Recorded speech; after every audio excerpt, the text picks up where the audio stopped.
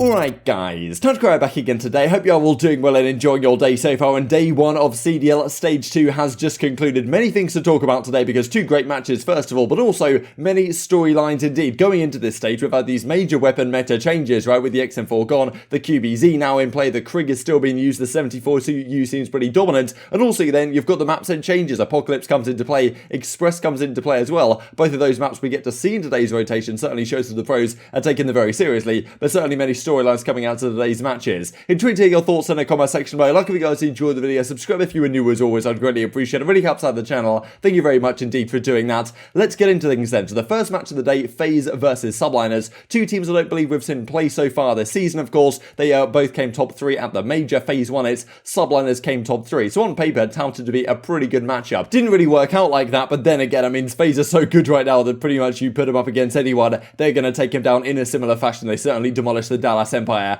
when they played in the grand finals of the Stage 1 Major. This is a London Royal Ravens point out right here. So Crossroads Harpoon is gone, Garrison Search and Destroy is gone. The only map that London can seem to get a win of is now out of the rotation. We'll have to see how they fare in just a couple of days' time. Thought this is kind of funny as well. Private AMA session within your Subliners if you won this whole 5G weekly drop. So maybe this is something they plan to continue going forward with as well. And well, let's get into the series then. So Express and Apocalypse, first match up of Stage 2. Express was game 2 Search and Destroy. And honestly, really fast paced. We'll get to that in just a second though. This was before it even tweeted out right here. It's time for a Snake versus Snake. Of course, the whole Cellium versus Diamond Con. Certainly a storyline going into this one. Thankfully, we didn't really see too much of that going on, and that wasn't a key storyline that came out of the day. But well, certainly Simp frying was a great storyline. This game number 1, it was really interesting right here on Garrison. Very much back and forth. It felt like New York were in the game for a large period of time, and then Simp, usually dominant with the SMG in hand, can certainly do it with any weapon. Just completely takes over the game like a number of times. He goes on like a crazy 8 streak with the QBZ and the 74U. Then he whips out like a 4-piece right at the end. He gets almost like a quad feed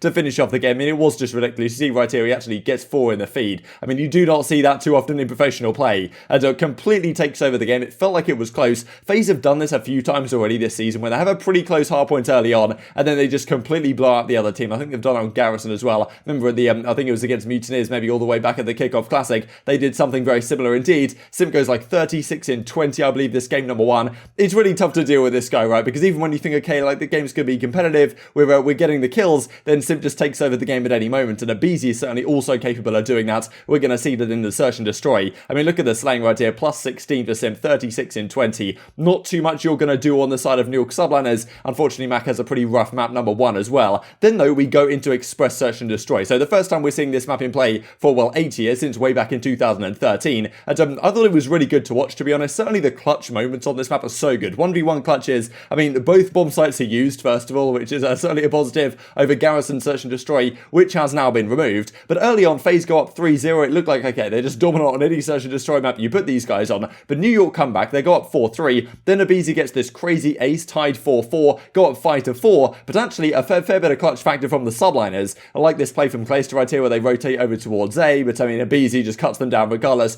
with the 2Bs. Nice little rotation from land to FaZe. Just really cool to see this map back in play, to be honest. Clayster kind of gets caught lagging right here.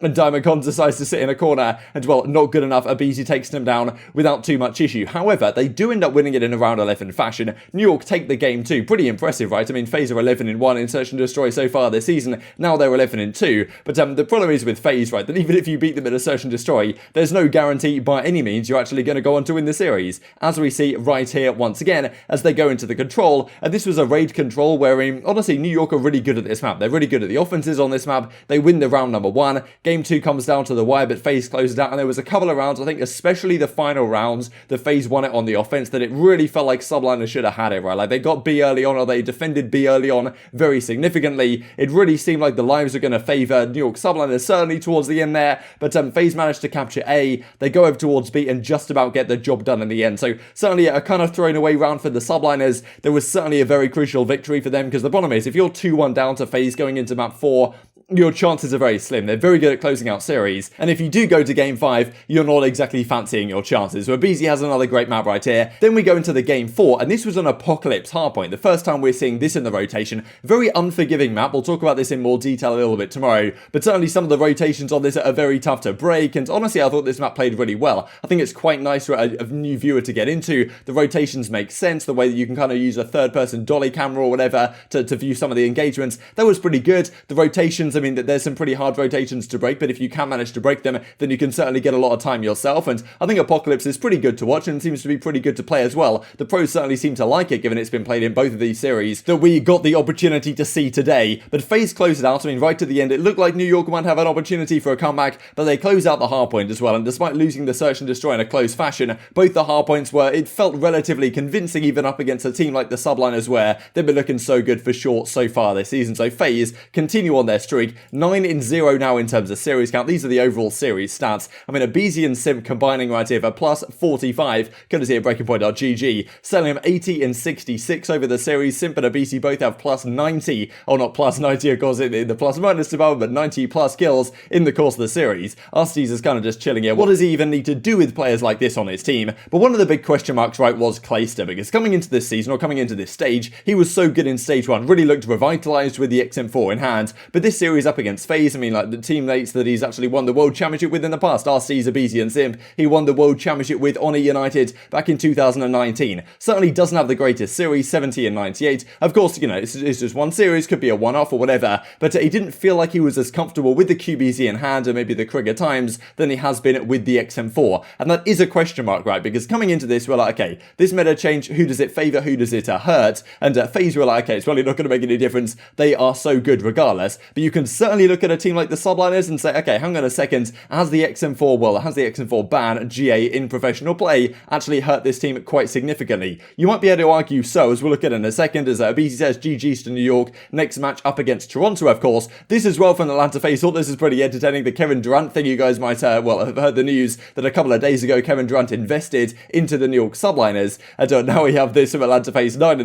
GG Subliners, my next chapter. Kevin Durant, he's changing teams already, boys. So yeah, entertaining stuff from the FaZe Clan guys. And then we get this from Dashy. Now, it's not clear if this is actually related, of course, to the whole Clayster situation, but it was interesting. There's been a lot of drama lately between Dashy and Clay. Initially, when Dashy had such a great series against Clayster at the Major, there was, you know, a bit of talk. Dashy had like a 2KD in that series. Then after Clayster actually beat him and 3-0'd him back, then Clayster, you know, was talking his trash, right? So certainly fair enough. Some drama on the timeline. It's entertaining stuff to talk about. So certainly there's been a little bit of pent-up emotion between those two players. And now maybe Dashy sees that Clayster isn't having the best time with the QBZ. He's then, he's tweeting this out, which may be nothing to do with it at all. But it is pretty interesting, because not too long ago, we talked about a clip from Dashy. He was saying that effectively he wanted the XM4 gone because it makes bad assault rifles look good. It enables players that actually aren't very good to do very well. And the QBZ is a little bit less forgiving in that sense. And effectively this is what he said. And maybe that's what he's implying in this tweet, looking at, okay, saying how Clayster is going to fall off somewhat as a result of this. And as Clay says in reply, I mean, not really, just the whole situation. One good thing about losing is I get to block dozens of trolls every single time, at least a little satisfaction. So yeah, this is a pretty entertaining thing. Maybe we'll go into more details on it tomorrow.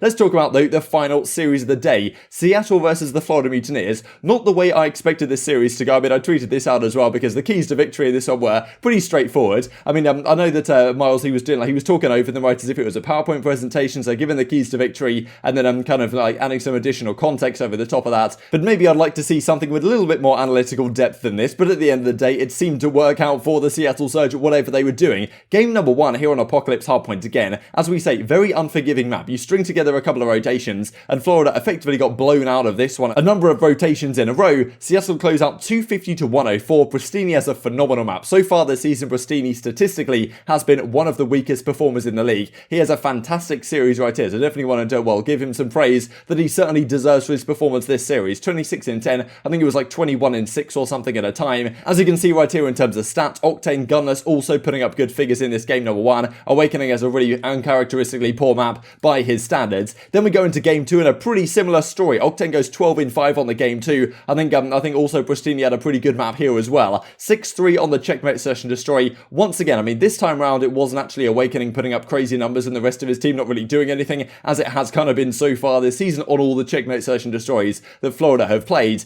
This time it was kind of Neptune putting up numbers early on, then it all just fell apart. And once again, the Search and Destroy of Mutineers just looking so lackluster. They just can't seem to string anything together. They can't win consistent rounds. And Seattle take the map 2 and go up 2-0 in the series. However, going into the control wasn't great for Seattle, right? I think they're 0-6, or they really don't have the greatest control record so far this season by any means. And certainly if you're losing 2 defenses on checkmate control, that's not the greatest sign, right? So certainly control is a major improvement point that Seattle need to look into, because if you want to actually be one of the best teams in the game, you're going to need to be able to consistently steal a kind of map 3 and maybe take a series of distance against some of the best teams in the game. But right here, Florida get the job done. They're pretty good on checkmate control, all things considered. Winning 2 offenses on this map as well is very hard to do. So fair play, they get the job done. However, we then go to checkmate again. It's like I'm playing league play right here. We then go to checkmate once again. I mean, Awakening goes 26 and 17, so certainly a bounce back in the map 3. But then in the game 4, checkmate once again. And this honestly was such a back and forth affair. It really felt like Mutineers were closing this out.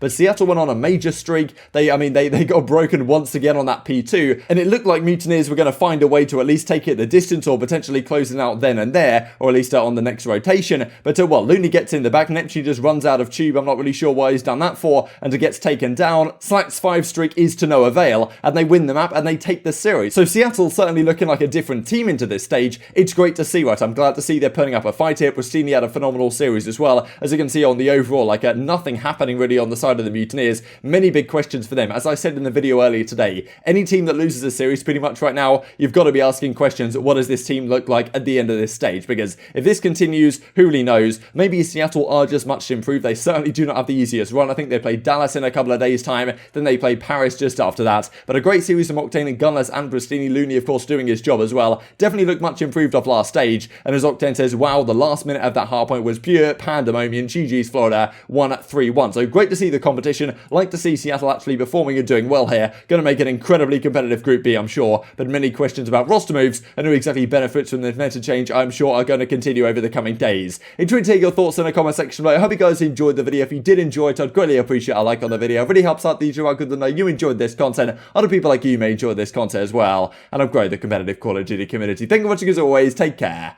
And I will see you next time.